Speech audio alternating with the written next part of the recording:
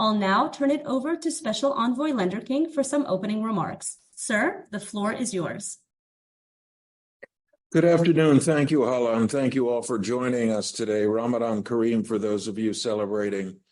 I'm pleased to be joining you all from Muscat, where I've had excellent meetings today, including with Oman's Foreign Minister, His Excellency Syed Badr. During my meetings here, I expressed my appreciation for the important role Oman has played in advancing peace in Yemen and for the importance of this bilateral relationship to the United States. Yesterday, I traveled to Saudi Arabia for additional engagements with partners helping lead the effort to promote regional stability. In all of these discussions, the bottom line is this: the Houthis must immediately halt their attacks in the Red Sea and Gulf of Aden, because they are undermining progress on the Yemen peace process and complicating the delivery of humanitarian assistance to Yemenis and others in need, including the Palestinian people. We discussed steps to secure Houthi de-escalation and renew focus on securing a durable peace for the Yemeni people. I also had a chance to congratulate the new Yemen foreign minister before he traveled to Aden. Houthi attacks must stop so we can return our focus to the Yemen peace effort and direct our full attention towards supporting the Palestinians and their legitimate aspirations for a two-state solution, which Houthi behavior, frankly, is complicating and undermining. Houthi actions endanger the lives of civilian seafarers, disrupt the flow of food and other essential commodities to people worldwide, undermine navigational rights and freedoms, and irreparably harm the marine environment and sensitive ecosystems that Yemeni fishermen depend on. The Houthi attacks are raising prices for consumers and jeopardizing the regional development goals of countries in the region that depend on shipping and international trade, including Oman. These attacks are also not helping Yemen, which remains in dire need of humanitarian and economic support. The Houthis claim that their actions are a response to the conflict in Gaza, but their attacks only hurt ordinary people in the region. You can care about and support the Palestinians and still oppose the Houthi attacks. These negative impacts are due exclusively to Houthi recklessness and Iran's efforts to sow instability across the region. These attacks serve nothing more than a narrow Houthi agenda. Iran continues to enable these attacks through arms, funding, and intelligence support to the Houthis, reminding the world that they are the leading sponsor of terrorism. Let's be clear, the Houthis' attacks against civilians and commercial ships are acts of terrorism. This is further exemplified by their seizure last November and continued unlawful detention of the MV Galaxy leader and its 25-member crew. The United States has been very clear that we seek de-escalation in the Red Sea and that the Houthis' attacks cannot continue. When their attacks stop, so too will coalition actions in the Red Sea and Yemen. Our commitment to the peace process in Yemen remains unshakable. The Houthis could have avoided global condemnation, including recently by the UN Security Council, by ceasing their illegal attacks. They can still de-escalate and return to the path of peace. But they have left the international community with no choice. While there remains broad international support for an inclusive Yemeni peace process to find a lasting solution to the country's conflict, successful negotiations are extremely difficult as long as the Houthis continue their aggressive actions. Absent a political settlement, we fear Yemen's humanitarian and economic crises will only get worse. But we cannot let the Yemeni people continue to suffer. The United States is the world's leading donor of humanitarian assistance for Yemen. The United States has provided almost $6 billion in assistance since the conflict began. Let me stop there. I'm happy to take your questions. Thank you. Thank you, Special Envoy. And we'll start the Q&A with a pre-submitted question. And we had two Omani journalists that asked similar questions, so I will take questions from both of them. It was from Mohammed Zafar from Muscat Daily and Shaddad Al-Musalmi from Oman Observer. And their questions are, What are the main challenges that are facing peacemaking and hindering negotiations, given all the efforts by Oman and the United States, and considering Oman's history of negotiating with the Houthis on various issues? Thank you so much, Mohammed and Shadad. I really appreciate that question. This is exactly what has brought me to Muscat today and to Saudi Arabia yesterday. These two countries in particular have such an important role to play. They both border on Yemen, as you know, and have, very, very strong interests in a solution in Yemen. I couldn't think of two better partners, quite honestly, to work with. And that's why I am here so often. More than 50 trips to this region since I was appointed envoy 3 years ago. And I think what we have to do is seize the moment that was presented to us before October 7th. There is a roadmap for peace that the parties have agreed to. It may be imperfect. It may have challenges, but the fact that the key conflict parties have agreed to it, it's been endorsed by the Omanis and by the UN, of course, gives us, an opportunity to take advantage of these principles to push the peace process forward. And that's why I'm so committed to seeing that this happens, that not every crisis in the region is going to be able to be resolved before Yemen's peace effort can go forward. And that's why we need to seize this moment now, building on the progress that has been made, the ongoing truce, the possibility of releasing more prisoners, the possibility of getting Yemen's economy back on track. These are such important aspects that I think we need to push toward. It's going to be a team effort. Thank you, Special Envoy. Now we will go to the live queue to Elizabeth Hagerdorn from El Monitor. Elizabeth, please go ahead and ask your question. You can unmute yourself. Go ahead. Hi, thanks. Tim, do you see any evidence that the SDGT designation or the U.S.-led military strikes have deterred the Houthis or changed their behavior? And then if I could just add, how would you characterize the Saudi-Houthi peace process at this stage? Are the talks indefinitely postponed? Thanks so much, Elizabeth. I know how closely you've been following these issues, and thank you for your interest.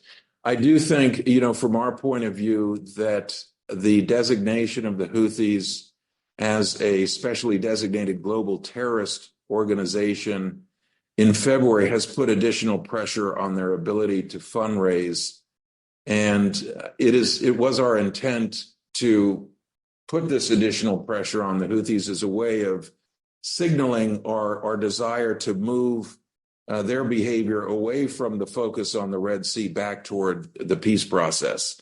And I do think, from what I'm seeing, that there is this pressure that is being felt. But my hope is the envoy for Yemen is that we can find diplomatic off-ramps to find ways to de-escalate and allow us to pull back eventually the designation and, of course, to end the military strikes on Houthis' military capability. We favor a diplomatic solution. We know that there is no military solution, and in that commitment, we are joined by all members of the P5: Russia, China, France, the UK, united in this goal. And I think that's very helpful for listeners to know that there's a strong consensus in the international community and among key players to support the peace effort going forward. And back to a pre-submitted question from Saudi's Al Akhbariyya TV from Yasser Al Awra. And the question is your visit to Saudi Arabia intended to signal a de-escalation of U.S. involvement in Yemen? Hello, Yasser. Thank you very much. In no way are we de-escalating our involvement. What we want to see is a de-escalation of the tensions that we're seeing not only in Yemen, the Red Sea, but throughout the region.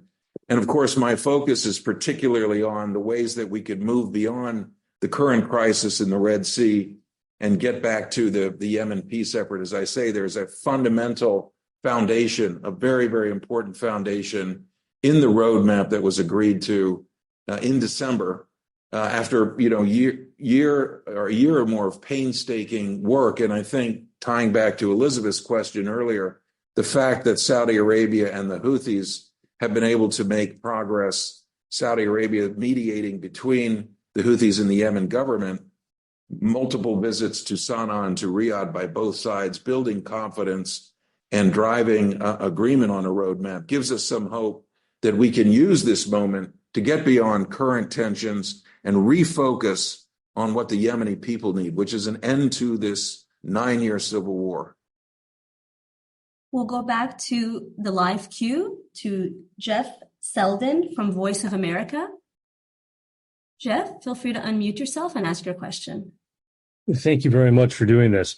Wondering in your talks the last couple of days, how much concern there's been, how much talk there's been about the Israeli airstrike on the embassy complex in Damascus, Iran's embassy complex, and what that means for the region in terms of perhaps dragging it into a wider or escalated war, and specifically what it might mean for the Houthis, given their relationship with Iran, and whether they may escalate their attacks on shipping in the Red Sea.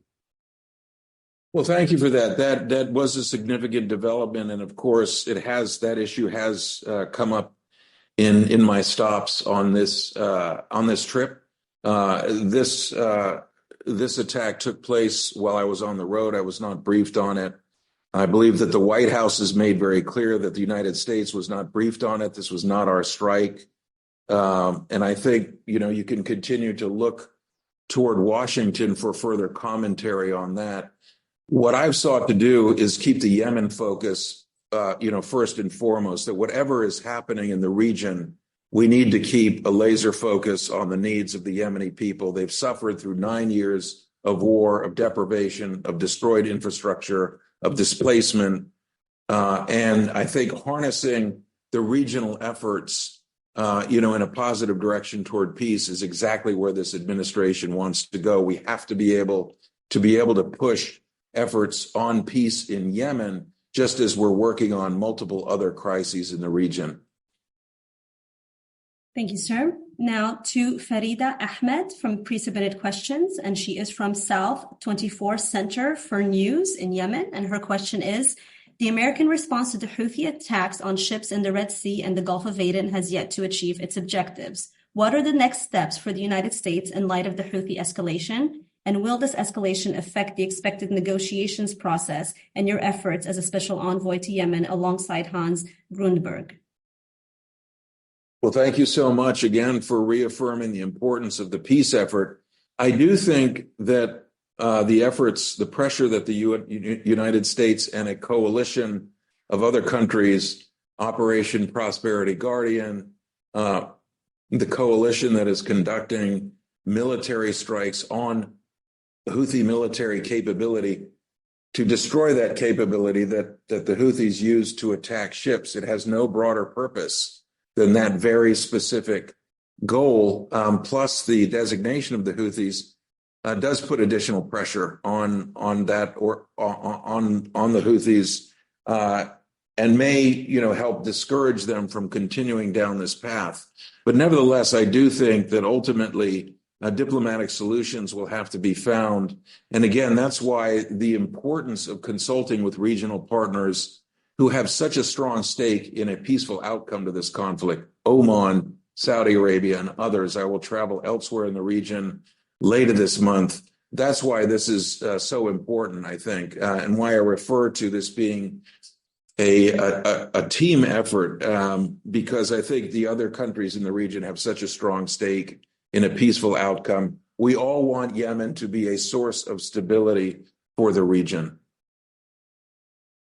Thank you, sir. And we'll take one more question from the pre-submitted questions from the Oman News Agency from Khalid Al-Busaidi. And the question is, since the Houthi attacks on ships in the Red Sea is linked with the genocide in Gaza, why is the U.S. administration continuing to supply Israel with weapons instead of forcing Israel to end the brutal war on Gaza after the shocking numbers of casualties and famine? Khalid, thank you so much for that question. I know that's very much on people's minds. And I would refer you to Secretary Blinken's long statement on the issue of weapon sales to Israel. I think it's quite comprehensive, but one of the points that he makes is that we do have a longstanding commitment to Israel's security and to helping ensure its ability to defend itself. That, of course, does not mean rampant attacks on civilians, which the United States has called out and is seeking to end through very, very forceful engagement with the parties in that conflict. Again, I think let us do our utmost together to ensure that regional conflicts do not impinge, threaten, or undermine the effort that we're trying to do to build on these foundations that we have laid over the last couple of years in Yemen. And let me just remind everybody, despite the attacks on the Red Sea, there is a truce, in fact, being observed in Yemen. The fighting that we had seen that was so raging up to 2 years ago ended with the truce. And I think it's very important for people to appreciate that Yemen, internally in Yemen, fighting has not returned. That de-escalation has allowed, more humanitarian supplies to reach Yemen, for Yemenis to travel abroad on their own airlines for the first time from Sana'a since 2016, for prisoners to be released, and for some efforts to begin to be made toward rebuilding Yemen's economy. We need to pull all of these lines of effort together in a united fashion, join with efforts from the region, focused and determined to get us to ending this war in a durable way and promoting Yemeni dialogue, which ensures that the Yemeni people can take charge of their own future. Thank you, sir. And now we're back to the live queue to Tawfiq Ali from Independent Arabia. Tawfiq, please feel free to unmute yourself and ask your question. You're still on mute, Tawfiq. Go ahead and unmute and feel free to ask your question.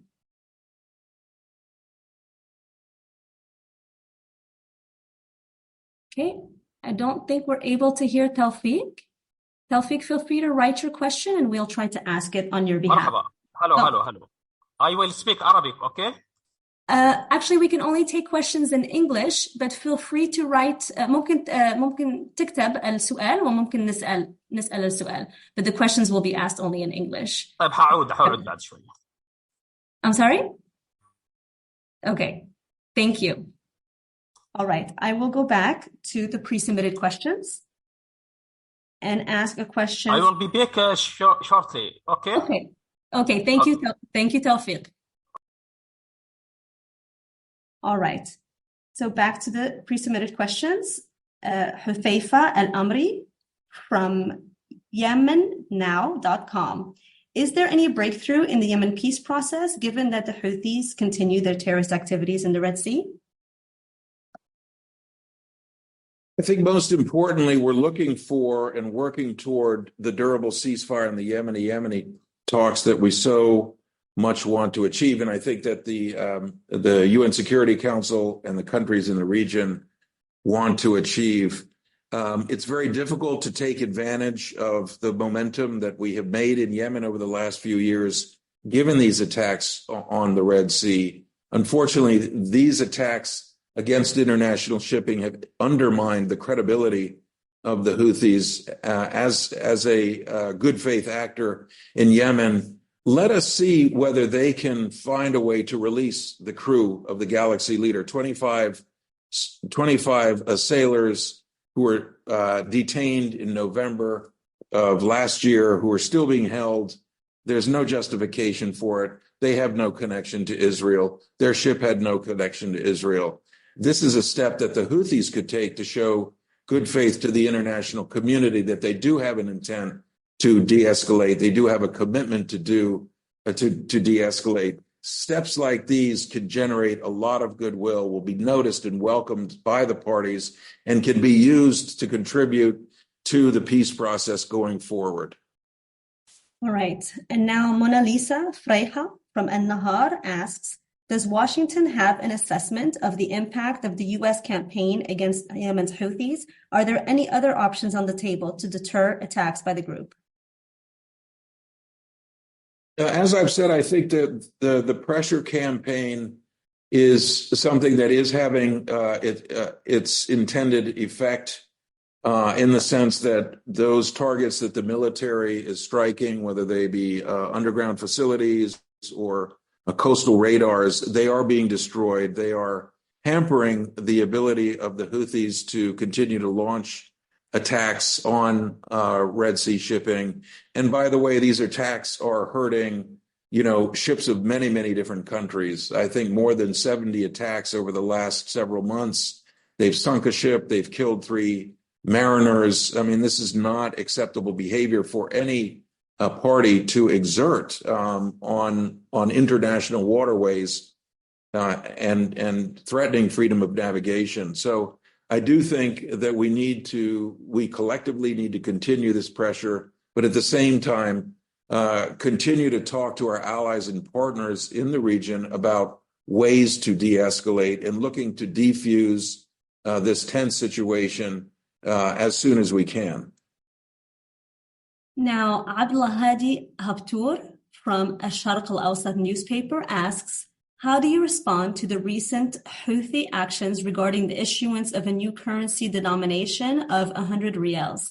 And is there any change in the U.S. position regarding the peace process? Which I believe you've answered. Over to you, sir. Thank you for that question, referring to the introduction of a new coin in some parts of Yemen. What this shows us is that there is economic pressure that the Houthis are facing.